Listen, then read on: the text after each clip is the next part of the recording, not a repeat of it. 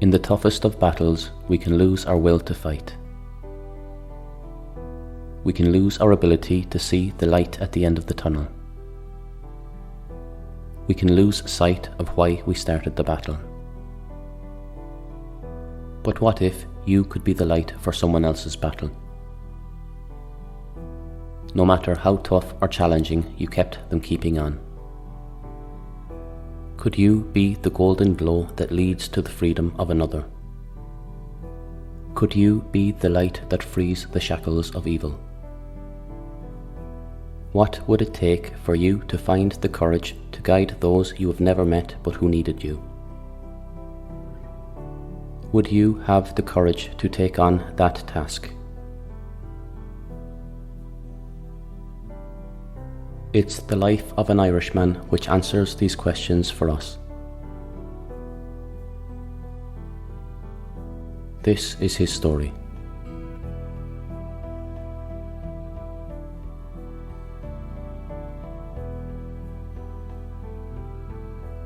In 1898, in the North Cork village of Kiskeen, a child was born. His name was Hugh O'Flaherty. Very soon after his arrival on Earth, Hugh's parents, Margaret and James, packed up their belongings and went west. They moved their family over the great mountain ranges of Kerry and settled in Killarney. James had secured permanent employment as a steward in the town's golf course. Fortunately for James, part of his contract included a home on the golf course for his family to live in.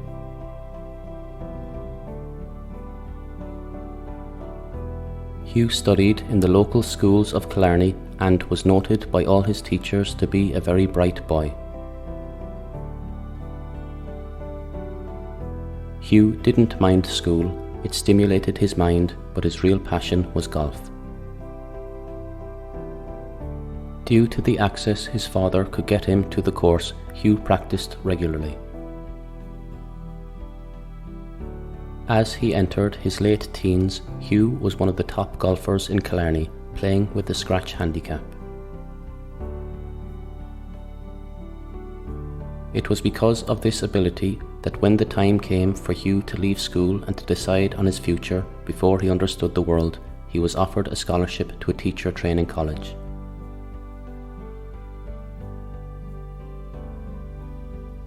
Hugh considered the offer to become a teacher very seriously.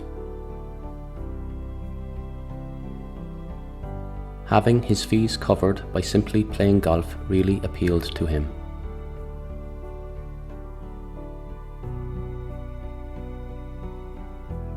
But Hugh had another passion: religion and the care for others.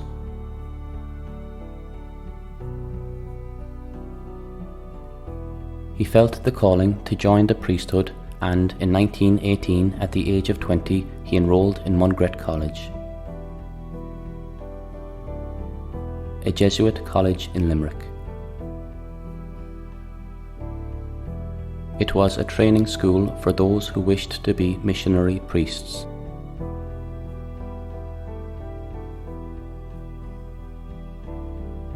Hugh was one of the oldest in his course. Normally, boys would have been between the ages of 14 and 18. This was because it was seen as a great honour for families to have a son in the family in the priesthood.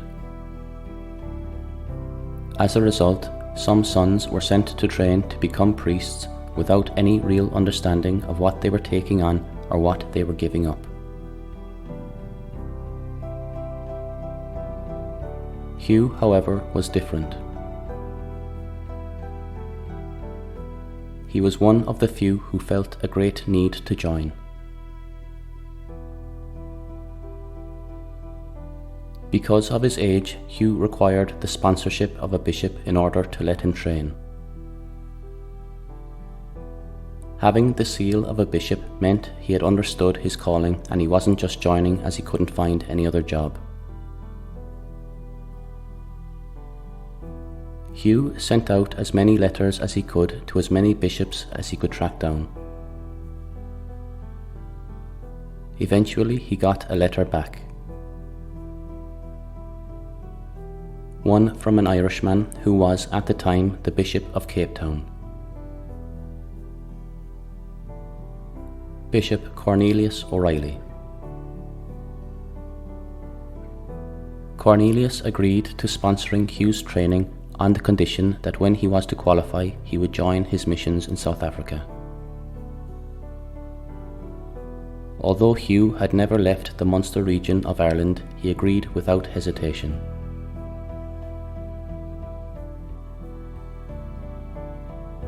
Hugh trained in Mungret for a few years, and in 1922 a chance to further his education in Rome arose. Cornelius showed no resistance to Hugh's desire to go to Rome, understanding what an opportunity this was for a man of the cloth. Hugh spent 3 years in Rome furthering his understanding of God and the dogma of Catholicism.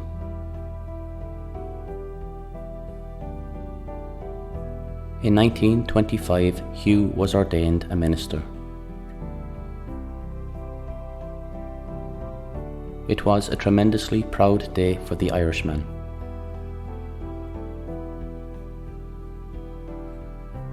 After his training and studies, Hugh's superiors approached him with an offer.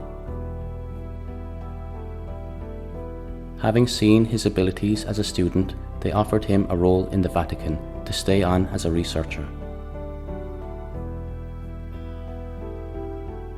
Hugh was honoured to have been offered the chance to work for the Holy See in the Vatican, an ancient group founded by Peter and Paul. After just 24 months working in the Holy See, Hugh had proven to the superiors that they were right to keep him on. In that time, Hugh managed to achieve no fewer than 3 doctorate degrees. One for philosophy, one for divinity, one for canon law.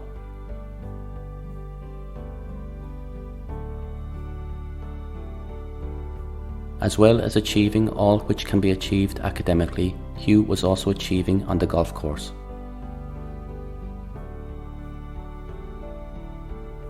He became known across Rome as the golfing priest. Such was the norm to see him on a course.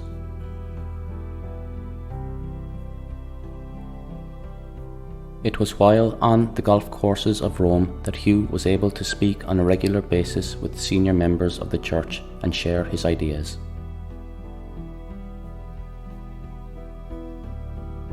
Each of them saw a number of things in Hugh.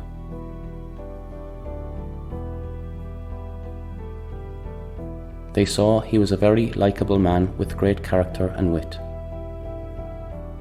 They saw he was a very capable speaker and a great communicator, not just in the foreign language of English, but also in Latin, Italian and German.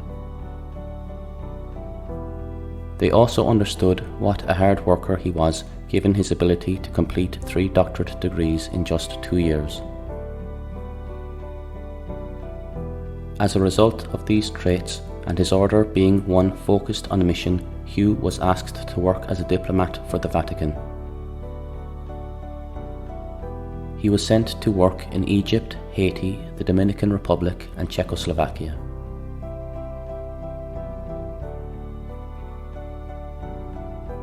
After 4 years travelling the world, Hugh was recalled to Rome.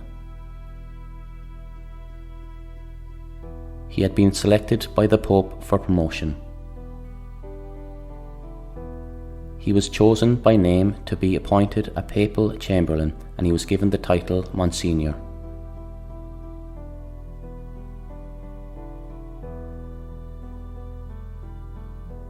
Now, back in Rome, Hugh watched on as evil rose. In Germany, the clouds of hate began to swarm under the guidance of Hitler and the princes of Beelzebub, Leviathan, Asmodeus and Sanilan. As Hugh watched, he remembered home. In his time in Ireland, he watched on as hate controlled his home. He watched when the brave men and women of 1916 declared war on the Empire. He watched when the Crown threw the sons of Roisin into quicklime graves. He watched the political class send tormented souls of World War I to do their bidding in the towns and villages of Ireland. He watched when the boys and girls of Erin stared the Empire in the eye and sent it home. He watched when brother turned on brother, sister on sister, and the blood of the Irish leaked into our rivers and streams at our own hands.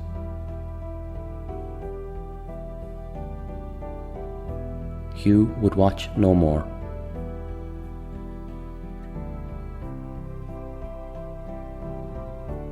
As the Nazi Party began to become more and more influential, and as they finally opened up to their true goals, Hugh rose.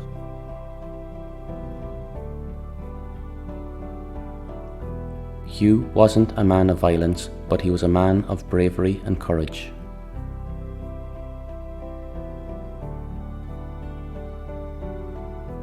In his role as Monsignor, he was granted access to the prisoner of war camps in Italy. Whilst doing so, he was able to meet with the various captured and wounded soldiers. He was also granted access to the refugee camps of the Jews who fled persecution. He was also granted passage into the camps where the Nazis were holding the Jewish Italians.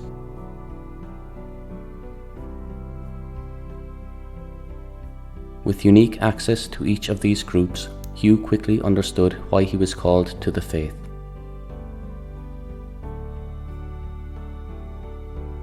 He was one of the few people in the world who could move between the camps without issue.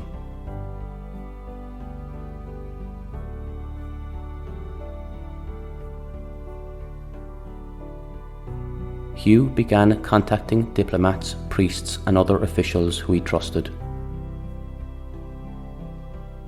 He explained to each of them the unique position he was in and requested that they answer his call.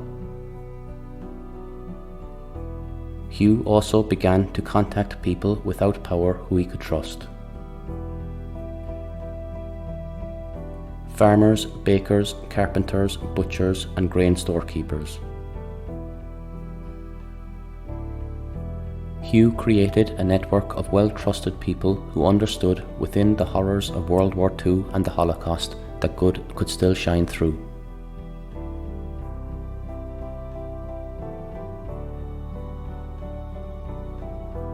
As Germany and Italy began to crack down on prominent Italian Jews and aristocratic anti-fascists, Hugh was developing his network. By 1943, he had developed exit lines for the Jewish people of Rome. He had developed a network of young people who raced out when an Allied plane was hit in order to bring the pilot to safety, and he had a strong core group of workers who would help him sneak people out of various camps. Hugh raced across the Vatican, stealing priests' and nuns' garments and distributed them amongst his network. Through his diplomatic connections, he gathered fake documents and passports. Hugh was ready to be the light in the dark and lead people to safety.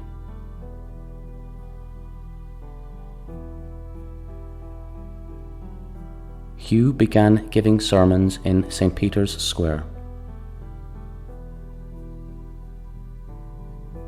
Here, on a daily basis, the Gestapo watched on as a nobody priest performed Mass for those who gathered. Within the large crowds, Hugh's team went to work, finding local Jews and handing them packages.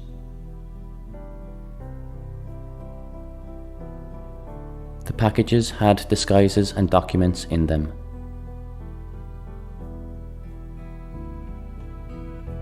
Each evening, a group of Jewish people, dressed as nuns and priests, returned to the square where Hugh met them as though they were colleagues.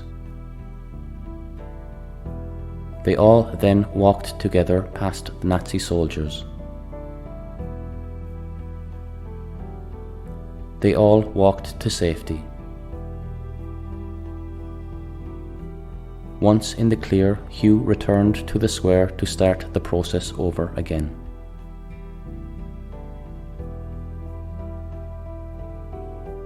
Pilots who were shot down and then rescued by Hugh's team were smuggled into barrels, placed on trucks and shipped back across the borders to Britain.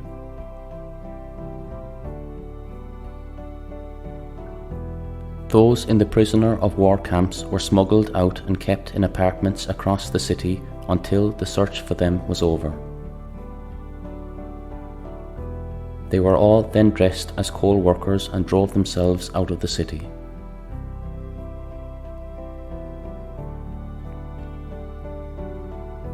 The Gestapo soon became wise to Hugh's plan and he became a wanted man. Not afraid of the fight, Hugh continued to save who he could whilst in disguise himself,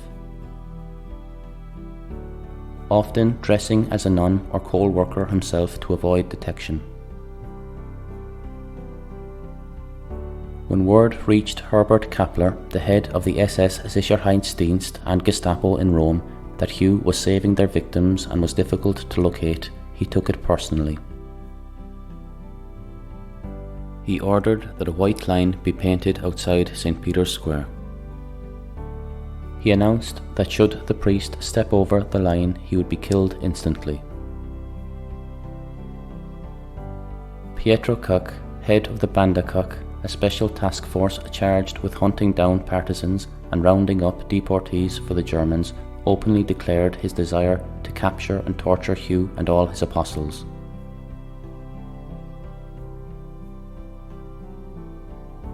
Hugh, being a man of faith, not only helped the Jews to escape, but he organised Jewish religious services for each of those who awaited saving. In June 1944, Hugh watched the Nazis run as the Allies roared into Rome.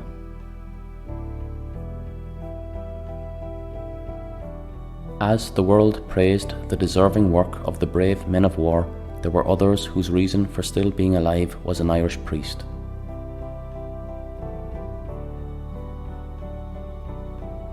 In all his time helping, Hugh's network saved a total of 6,425 people from the hands of the Nazis. They were now free to return to the world again, to their homes, to their families.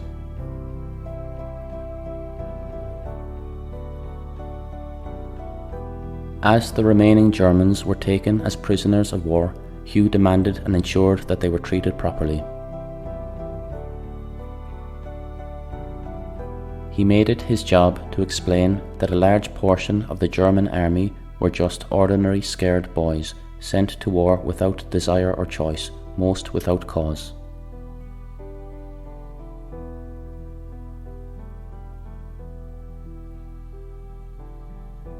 After the war, those who Hugh saved told his story. He was given a CBE for his service to the Allied forces in Italy. He was awarded the Medal of Freedom by the United States. Canada and Australia honoured him also.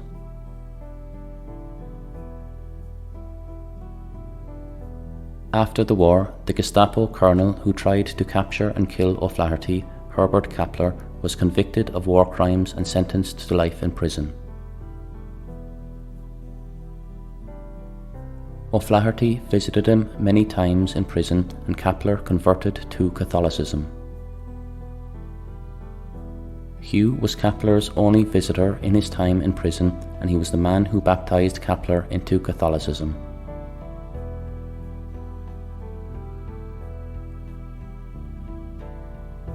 In 1954, Hugh was promoted to domestic prelate. He was the first Irishman named Notary of the Holy Office.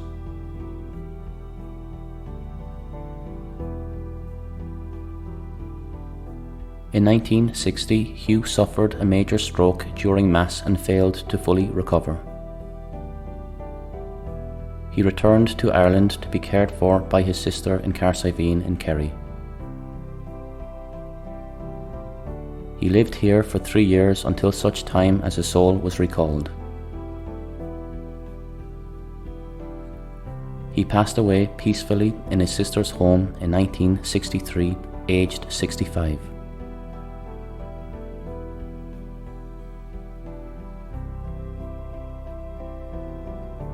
In his hometown of Killarney, Ireland, a group of the priest's followers formed the Monsignor Hugh O'Flaherty Memorial Society. In 2013, the group erected a life-size bronze statue in his honour, emblazoned with his personal motto, "God has no country." The Society's chairman, Jerry O'Grady, stated, "Monsignor O'Flaherty was an Irish Republican, but when he saw how the Nazis were treating the Jews, he knew which side he had to be on."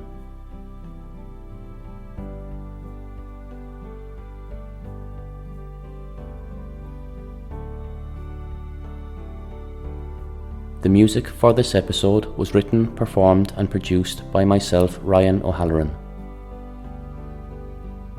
The story was researched and scripted by Oren. If you want to help to support this podcast, you can buy us a coffee at www.buymeacoffee.com/WeTheIrish or leave us a review on your podcast app. Ryan is Sanam Dum. Gurav Mahakut, Slánanish.